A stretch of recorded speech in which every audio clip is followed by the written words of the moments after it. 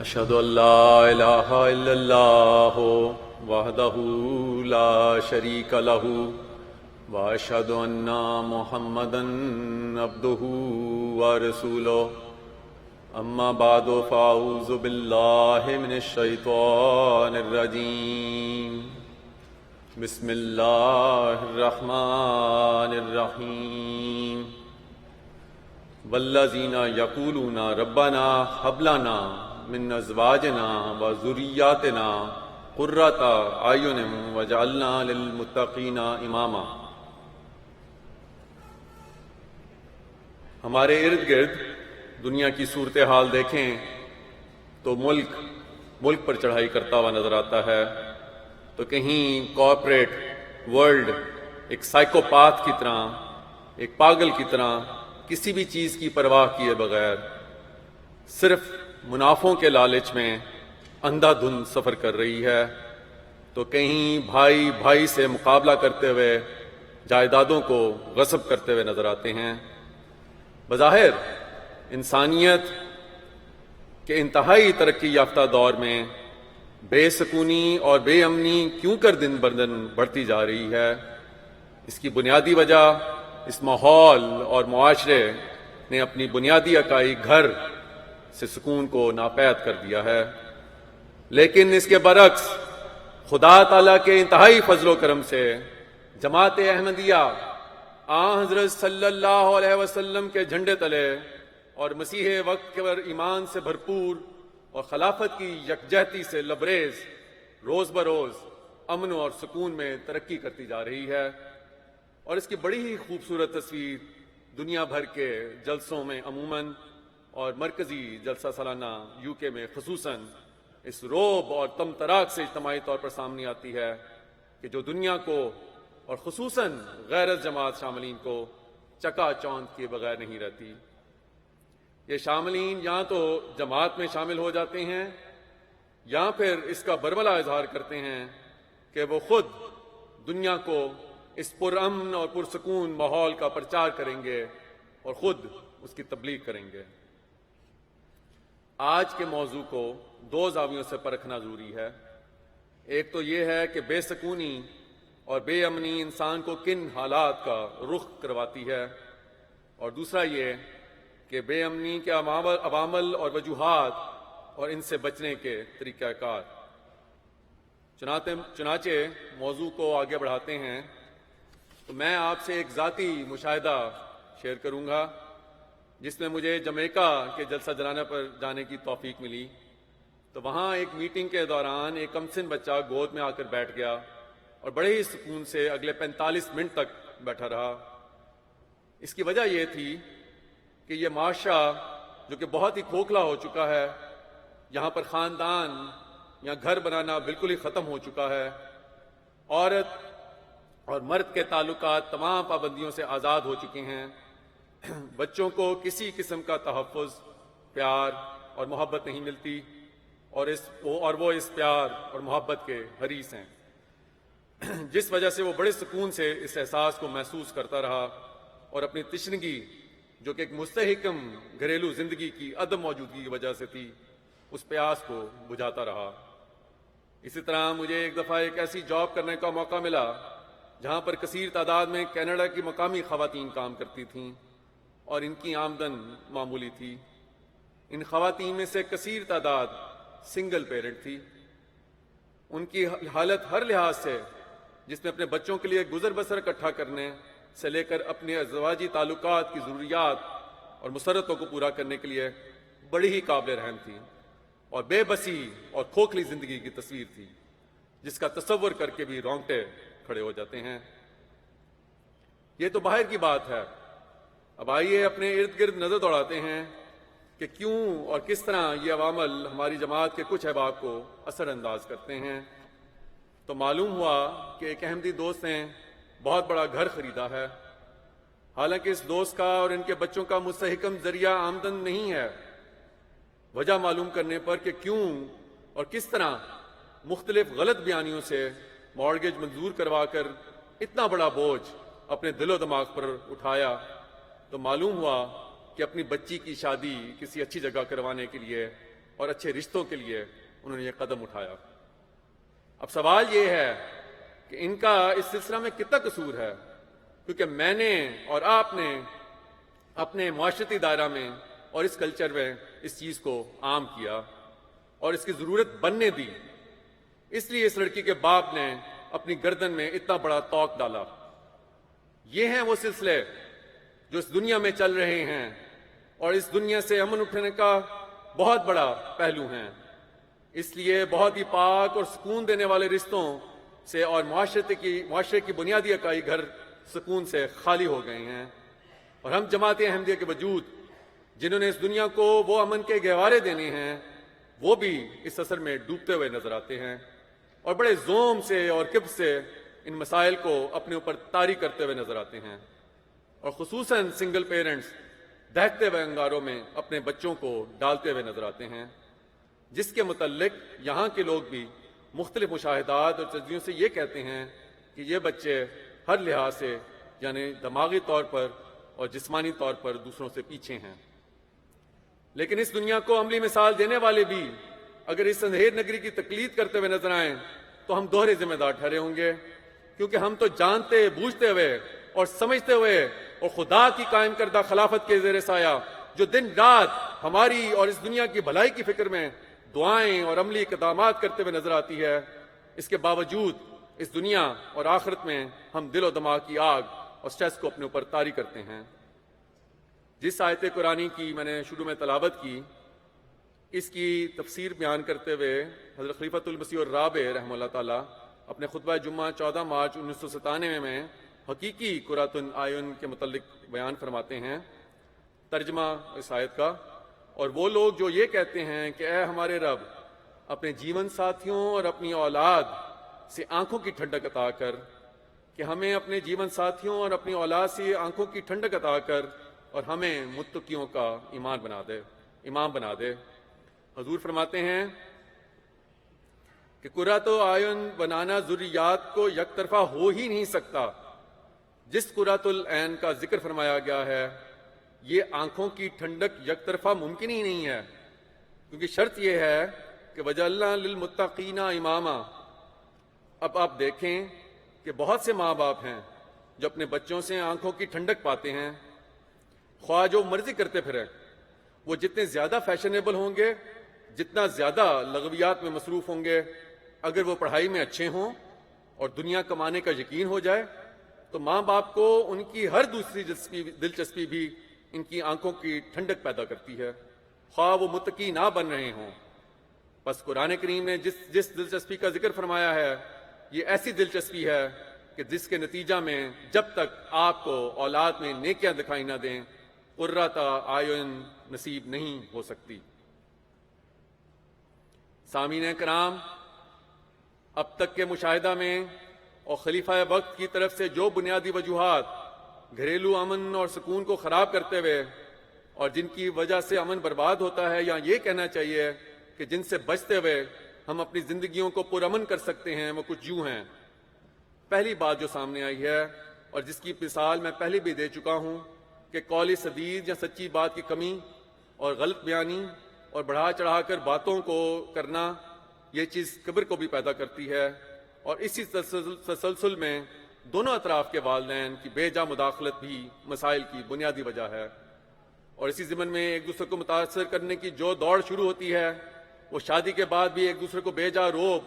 اور لڑکے یا لڑکی کو اپنے زیر اثر کرنے کے لیے اور روب میں لانے کے لیے چلتی رہتی ہے، جو کہ کبھی تو کچھ دن رہتی ہے اور کچھ جگہوں پر سالوں اور تمام زندگی چلتی رہتی ہے۔ اب اگر دیکھا جائے تو آیات نکاح میں سے کچھ آیات اس طرح ہیں: یا ایھا الذین آمنوا اتقوا اللہ وقولوا قولا سدیدا یصلح لکم اعمالکم ویغفر لکم ذنوبکم ومن یطع اللہ ورسولہ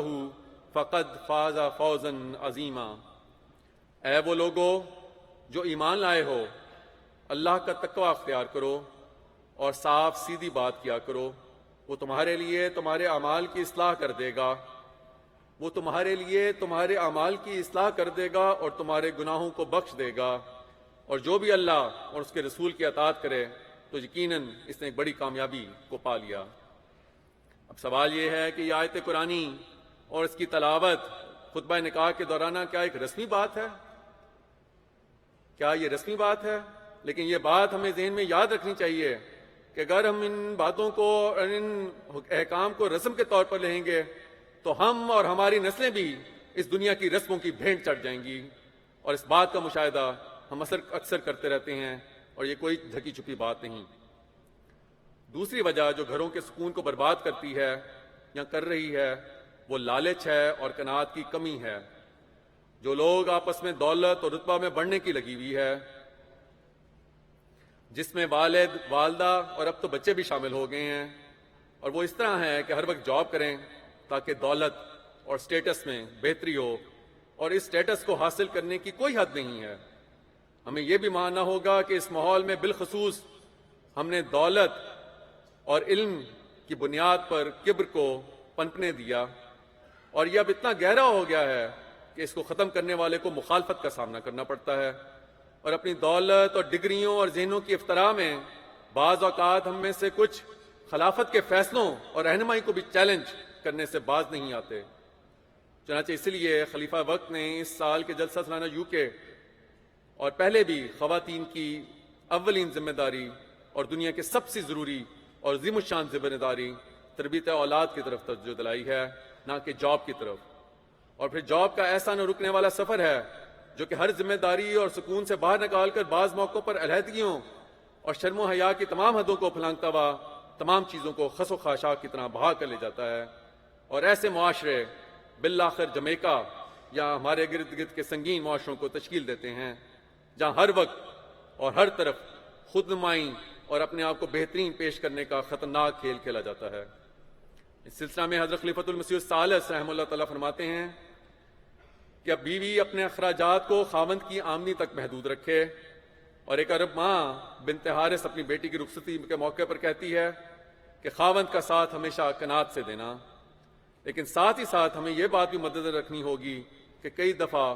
شوہر کے اصرار پر ہی خواتین کاموں کے لیے گھر سے باہر نکلتی ہیں۔ تیسری بات جو سامنے آئی ہے وہ یہ ہے کہ مشرقی معاشرہ میں عورت کو دبایا جاتا رہا ہے،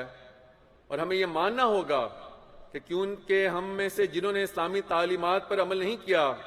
وہ عورت مستقل گھٹتی رہی اور ظلم سہتی رہی۔ چنانچہ اب اس عورت نے اس ماحول میں جہاں ہر قسم کی آزادی ہے اپنی بیٹی کو یہ کہہ کر تعلیم دلوائی اور اس کے ذہن میں یہ بات ڈالی کہ تمہیں شادی کے بعد کوئی بات سہنے کی ضرورت نہیں، تم خود کفیل ہو، لہذا ڈٹ کر رہنا، اور اس عورت نے اپنے احساس محرومی کو اپنی بچی کی زندگی اور اس کے گھریلو امن کو تباہ کرنے کا ذریعہ بنایا۔ لیکن اصل بات تو یہ ہے کہ سارے سلسلے کا محرک وہ خوددار اور خود مختار مرد تھا جس نے مشرقی عورت کو مسلسل دبایا، اور یہ بھیانک صورتحال اس قسم کے حالات کا مکافات عمل ہے۔ اسی آئینے کا دوسرا رخ مغربی ماحول کی فیمنزم ہے، جس کے آڑ میں ہر بات کو مرد اور عورت کے مقابلے اور برابری پر منتج کر دیا جاتا ہے، اور اسلامی طرز معاشرت اور اقدار کو تحقیر کی نظر سے دیکھا جاتا ہے۔ اس سلسلہ میں کئی دفعہ ان سنہری اصولوں کو جو کہ مندرجہ ذیل ہے دقیانوسی اور گزرے ہوئے زمانے کی باتیں کہہ کر نظر انداز کر دیا جاتا ہے۔ حضرت احمد جان سیدہ نصرت جہاں بیگم صاحبہ رضی اللہ تعالیٰ عنہا فرماتی ہیں کہ اپنے شوہر سے پوشیدہ یا وہ کام جن کو ان سے چھپانے کی ضرورت سمجھو ہرگز نہ کرنا۔ شوہر نہ دیکھے مگر خدا دیکھتا ہے، اور بات آخر ظاہر ہو کر عورت کی وقت کھو دیتی ہے۔ پھر فرماتی ہیں کہ ان کے عزیزوں کو، عزیزوں کی اولاد کو اپنا جاننا، کسی کی برائی تم نہ سوچنا، خواہ تم سے کوئی برائی کرے تم دل میں بھی سب کا بھلا ہی چاہنا، اور عمل سے بھی بدی کا بدلہ نہ کرنا، دیکھنا پھر ہمیشہ خدا تمہارا بھلا کرے گا۔ حضرت سیدہ نواب مبارکہ بیگم صاحبہ رضی اللہ تعالیٰ عنہ فرماتی ہیں کہ شادی کے بعد پہلے بیوی میاں کی لونڈی بنتی ہے تو پھر میاں بیوی کا غلام بنتا ہے، اور پھر فرماتی ہیں کہ غصے کے وقت میاں سے زبان مت چلاؤ، بعد میں غصہ ٹھنڈا ہونے پر اس کی زیادتی پر آرام سے شرمندہ کرو۔ اسی طرح امام بنت حارث نے اپنی بیٹی کی رخصتی پر فرمایا کہ شوہر کی نگاہوں کی پسندیدگی کا خیال رکھنا۔ ذرا غور کریں کہ اپنی خاوند کی نگاہوں کی پسندیدگی کا خیال رکھنا، جب عورت تھکی ہاری جاب کے بعد گھر آتی ہے تو کس طرح مرد کی نگاہوں اور بچوں کی ضروریات اور مامتا اور تربیت پر توجہ دے سکتی ہے، بالخصوص اس ماحول میں جہاں بچوں کو اس تربیت اور پیار کی اور بھی زیادہ ضرورت ہے۔ اس سلسلہ میں حضرت خلیفۃ المسیح الثانی رضی اللہ تعالیٰ عنہ کا بہت ہی پرحکمت بیان، جس میں مرد اور عورت کا انفرادی سکون اور خدا تعالیٰ کے آستانے پر جھکنے کی سکینت کو منسلک کرتے ہوئے بیان فرماتے ہیں کہ حضرت صلی اللہ علیہ وسلم کے فرمان حببا الیہ من الدنیا النساء والطیب وجعل قرۃ عینی فی الصلاۃ کی تشریح میں آپ فرماتے ہیں کہ جیسے انجن سے زائد سٹیم نکالنے کا راستہ ہوتا ہے، پس خدا تعالیٰ نے انسان میں اضطراب پیدا کیا اور ساتھ ہی عورت کے لیے مرد اور مرد کے لیے عورت سیفٹی وال بنایا، اور اسی طرح وہ محبت جو خدا تعالیٰ کے لیے پیدا کرنی تھی اس کے زوائد کو استعمال کرنے کا موقع دے دیا۔ اگر اس کے لیے کوئی سیفٹی وال نہ ہوتا تو یہ محبت بہتوں کو جنون میں مبتلا کر دیتی۔ دنیا میں کوئی عقل مند کسی چیز کو ضائع نہیں ہونے دیتا، پھر کس طرح ممکن تھا کہ خدا تعالیٰ کسی چیز کو ضائع ہونے دے؟ بس اس نے اس کا علاج یہ کیا کہ انسانیت کو دو حصوں میں تقسیم کر کے اسے دو شکلوں میں ظاہر کیا، جس سے اس جوش کا زائد اور بے ضرورت حصہ دوسری طرف نکل جاتا ہے، اور اس طرح انسان خواہ مرد ہو یا عورت سکون محسوس کرتا ہے۔ اسی کی طرف رسول کریم صلی اللہ علیہ وسلم نے اس حدیث میں اشارہ فرمایا ہے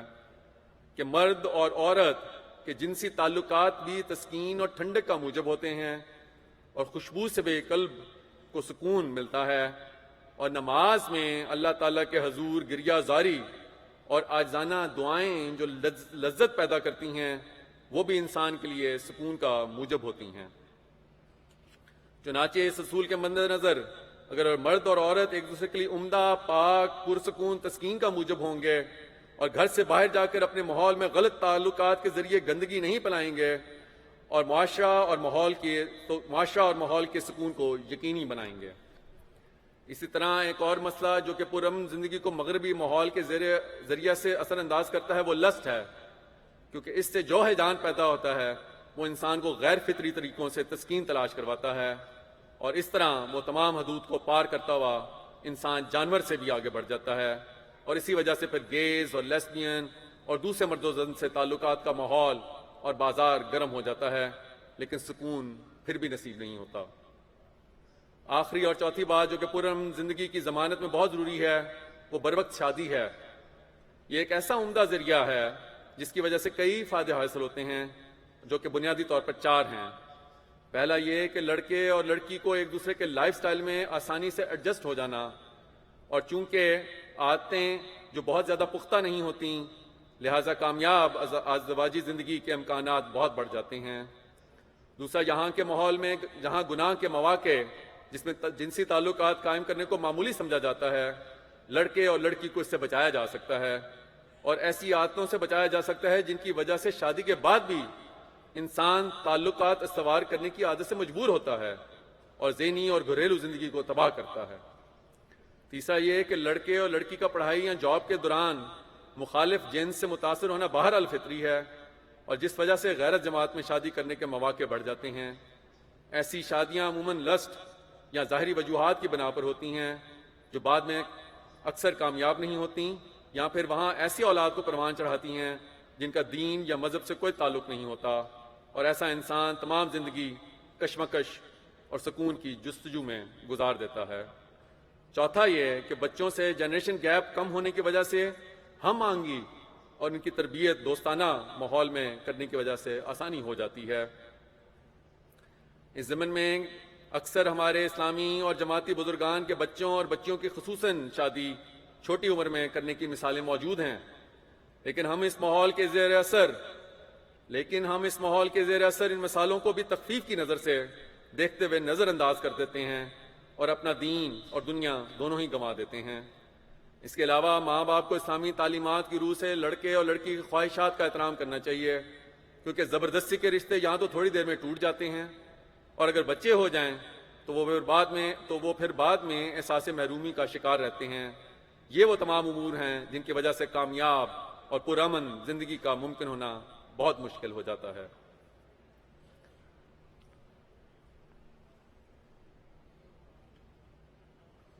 سامعین کرام، ہماری جماعت وہ جماعت ہے کہ جس کا ایک والی ہے اور خدا تعالیٰ جس کا متوکل ہے۔ چنانچہ اس جماعت میں اللہ کے فضل و کرم سے بہت سے احباب و خواتین ایسی ہیں کہ جو کہ خدا کی محبت اور اطاعت اور خلافت کی رہنمائی میں کامیاب اور مثالی خاندان ہیں،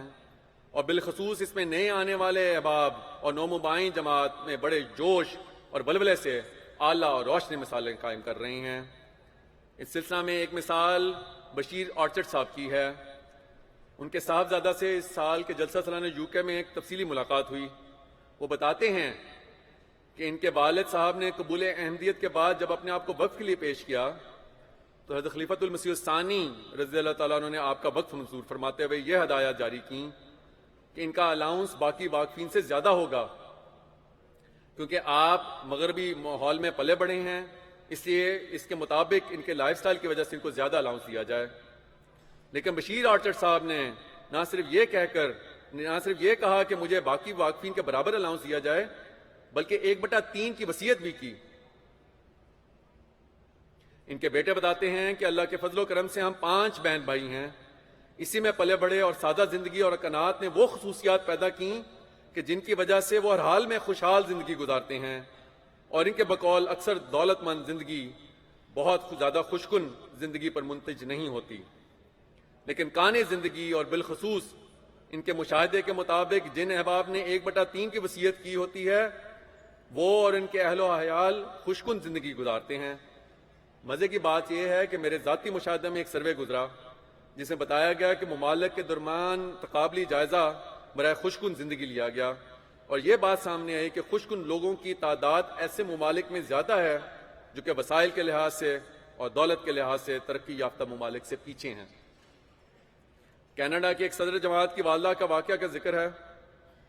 کہ ان کی شادی 1960 کی دہائی میں اپنے غیر جماعت کزن سے ہوئی جنہوں نے 1970 کی دہائی میں بیعت کی، لیکن جب شادی ہوئی تو اس خاتون کے سسر نے کہا کہ یا تو احمدیت چھوڑ دو یا پھر یہ گھر چھوڑ دو۔ اس خدا کی بندی نے آدھی رات کو وہ گھر چھوڑا اور پیدل اپنے گاؤں 8 گھنٹہ کی مسافت کر کے واپس آ گئی، لیکن اپنے ایمان کو سنبھالے رکھا۔ اس فیملی کو اللہ تعالیٰ کے فضل سے آل اولاد، دینی خدمات اور دنیا سب ہی کچھ بھرپور ملا ہوا ہے، اور اپنے غیر جماعت رشتہ داروں سے بہت آگے نکل گئے ہیں۔ یہ ہیں وہ خواتین اور مائیں جن کے پاس دنیاوی علم کی ڈگریاں اور نوکریاں تو نہیں تھیں، لیکن ایمان کی مضبوطی اور تعلق باللہ کی وہ ڈگری تھی جو سب کچھ ہی ممکن بنا گئی۔ ہمارے ایک بہت ہی بزرگ مربی سلسلہ بتاتے ہیں کہ جب وہ اپنی بیٹی کی شادی کے لیے لڑکے کے گھر گئے تو معلوم ہوا کہ لڑکا موسی ہے اور سیکرٹری مال ہے۔ اتنا معلوم ہونے پر وہ لڑکے کو دیکھے بغیر ہی ہاں کر کے آگے، کیونکہ ان کی تسلی کے لیے اتنا ہی کافی تھا۔ اب اللہ کے فضل سے ان کی بیٹی، داماد اور اگلی نسل جماعت کی خدمت میں مصروف عمل ہیں اور دین اور دنیا کے فضلوں کو سمیٹ رہے ہیں۔ ان تمام امور اور واقعات کا خلاصہ یہ ہے کہ کامیاب اور پرسکون گھریلو زندگی کے لیے جو بنیادی خصوصیات ہیں وہ یہ ہیں۔ پہلی یہ کہ خالص تعلق باللہ، جس کے ذریعے سے ہم اور ہماری زندگیاں الا بذکر اللہ تطمئن القلوب کا چلتا پھرتا نمونہ اور منہ بولتا ثبوت ہوں۔ بالخصوص اس بات کو مد نظر رکھنا ضروری ہوگا کہ دنیا کی محبت کے ساتھ خدا کی محبت کا ملنا ممکن ہی نہیں۔ دوسری یہ کہ خلافت سے والہانہ عقیدت اور اطاعت، خلافت سے والہانہ عقیدت اور اطاعت بنسبت سطحی ایمان اور اخلاص و وفا کا گہرا اور عملی تعلق، اور اس کے لیے خطبات کو سننا، سمجھنا اور عمل کرنا ضروری ہے۔ اس ضمن میں خلیفہ وقت کی ہدایات کے مطابق نماز با جماعت، خصوصاً نماز فجر اور قرآن کریم با ترجمہ تمام خاندان کے افراد مل کر پڑھیں اور آپس میں ڈسکس کر کے سمجھیں تو دیکھیں ہماری اور اولاد کی زندگی میں کیسی خوبصورت صورتحال سامنے آئے گی۔ اس ضمن میں یہاں پر ایک دوست نے مجھ سے ذاتی مشاہدہ بتاتے ہوئے کہا کہ ان کا بچہ جو کہ بہت بگڑ چکا تھا، اس کا علاج انہوں نے اور ان کی اہلیہ نے بے پناہ قرآن کریم پڑھ کر اور سمجھ کرنے کے ذریعے سے کیا، کیونکہ قرآن کریم شفا ہے۔ اللہ کے فضل سے وہ بچہ اب قائد مجلس ہے۔ یہ وہ بنیادیں ہیں جو کہ کبر کو توڑیں گی، ہمارے لالچ اور حرص کو ختم کریں گی، ہمارے اندر ایک دوسرے کے لیے صبر اور حوصلہ اور برداشت پیدا کریں گی، اور اس ماحول اور رعب دجال سے نکالیں گی، اور بالخصوص ہمارے اندر سے اسلامی تعلیمات اور عملی مثالوں کو تخفیف سے دیکھنے کے بجائے ان کی قدر پیدا کریں گی، اور خدا ہمارا والی اور وارث بنائیں گی، بجائے اس ماحول کی دہریت کے نتیجے میں جو کہ کئی خداؤں جیسے کہ دولت اور وسائل اور علم اور کبر کے وجودوں کو پاش پاش کرتے ہوئے وہ انسان بننے کی توفیق دیں گی جو کہ عمل بامسمہ اور امن کا گہوارہ ہو، اور اس سے امن کے فوارے پھوٹیں جو کہ اس معاشرے کو حقیقی امن اور سکون دے سکیں۔ اصل بات یہ ہے کہ اسلامی تعلیم بنیادی طور پر ہمارے اپنے لیے ہی سکون اور فائدے کو ممکن بناتی ہے، اور جب انفرادی سکون ہو تو معاشرتی سکون بھی آسانی سے ممکن ہو جاتا ہے، اور اسلامی تعلیم اس وقت حساس ہو جاتی ہے اور کبھی محبت اور کبھی خدا کے خوف سے اور مختلف ہیلوں بہانوں سے سمجھاتی ہے تاکہ انسان تباہی اور دل و دماغ کی مستقل بے قراری سے بچ سکے۔ حضرت خلیفۃ المسیح الخامس سید اللہ تعالیٰ بن نصر عزیز فرماتے ہیں کہ عموماً اب یہ رواج ہو گیا ہے کہ مرد کہتے ہیں کہ کیونکہ ہم پر باہر کی ذمہ داریاں ہیں، ہم کیونکہ اپنے کاروبار میں اپنی ملازمتوں میں مصروف ہیں، اس لیے گھر کی طرف توجہ نہیں دے سکتے، اور بچوں کی نگرانی کی ساری ذمہ داری عورت کا کام ہے۔ تو یاد رکھیں کہ بحیثیت گھر کے سربراہ کی ذمہ داری ہے کہ اپنے گھر کے ماحول پر بھی نظر رکھے، اپنے بیوی کے بھی حقوق ادا کرے اور اپنے بچوں کے بھی حقوق ادا کرے۔ پھر فرماتے ہیں کہ پس اپنے مقصد پیدائش کو پورا کرنے کی خاطر، اپنی نسلوں کو اس پہچان کرانے کی خاطر ہمیں اپنی عبادتوں کی طرف توجہ دینی چاہیے۔ جیسا کہ میں نے پہلے بھی یہ کہا کہ یہ ٹھیک ہے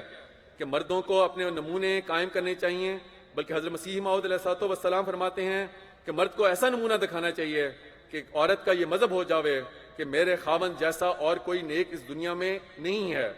اور وہ یہ اعتقاد کرے کہ یہ باریک نیکی کرنے والا ہے، رعایت کرنے والا، یعنی چھوٹی سے چھوٹی نیکی کرنے والا۔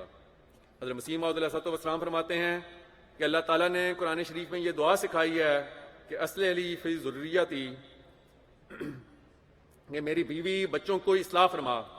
اپنی حالت کی پاک تبدیلی اور دعاؤں کے ساتھ ساتھ اپنی اولاد اور بیوی کے واسطے بھی دعا کرتے رہنا چاہیے، کیونکہ اکثر فتنے اولاد کی وجہ سے انسان پر پڑ جاتے ہیں اور اکثر بیوی کی وجہ سے، غرض ان کی وجہ سے بھی اکثر انسان پر مصائب شدائد آ جایا کرتے ہیں، تو ان کی اصلاح کی طرف پوری توجہ کرنی چاہیے اور ان کے واسطے میں دعائیں کرنی چاہیے۔ حضرات، آج ظلمات و گمراہی کے گھٹا ٹوپ اندھیروں میں بھٹکنے والی انسانیت امن کی متلاشی ہے، وہ امن جو ایک فرد کی ذات اور اس کے گھر سے شروع ہو کر رفتہ رفتہ ساری دنیا کو اپنی آغوش میں لے لیتا ہے۔ جب تک دلوں میں سکون اور عائلی زندگی میں جنت کی کیفیت نہ ہو، امن عالم کا خواب کبھی شرمندہ تعبیر نہیں ہو سکتا۔ پر ضرورت ہے کہ آج احمدی گھرانوں کو اسلامی تعلیمات کی روشنی میں جنت نظیر بنا دیا جائے۔ یہی جنتیں ہیں جو بالآخر ساری دنیا کو امن کا گہوارہ بنا دیں گی۔ بس ہم احمدی مسلمان جو اللہ تعالیٰ کے فضل سے ساری دنیا کو رحمت للعالمین صلی اللہ علیہ وسلم کے جھنڈے تلے لانے کے لیے کوشاں ہیں، ہمارا فرض بنتا ہے کہ ہم صرف زبان سے نہیں بلکہ عمل سے دنیا پر ثابت کریں کہ ہم ہیں جنہوں نے اسلامی تعلیمات پر عمل کر کے یہ جنت اپنے گھروں میں پیدا کر لی ہے۔ آؤ اے محروموں، تم بھی اس راہ پر چل کر اپنے گھروں کو امن اور آشتی کے نور سے بھر دو، کہ آج حقیقی امن اور سکون کی راہ ایک ہی ہے جو معاشرے کی جہنم کو جنت میں تبدیل کرنے کی طاقت رکھتی ہے۔ پس اے محمد صلی اللہ علیہ وسلم کے سچے غلاموں، جن کو امام الزمان حضرت مسیح موعود علیہ الصلوۃ والسلام کے ذریعے ایک نئی زندگی اور نیا عرفان نصیب ہوا ہے، اٹھو اور اپنے عمل سے دنیا پر ثابت کر دو کہ آج اندھیروں سے نکلنے کی ایک ہی راہ ہے جو اسلام کی نورانی شاہراہ ہے۔ اپنے نمونہ سے دنیا کو بتا دو کہ اسلامی تعلیمات کو اپنانے کے سوا دنیا و آخرت کو سنوارنے کی کوئی اور ضمانت نہیں۔ اللہ تعالیٰ مجھے اور آپ کو اپنے نیک نمونہ کے ذریعہ ساری دنیا کو نجات اور امن کا پیغام دینے والے بن جائیں۔ جزاکم اللہ.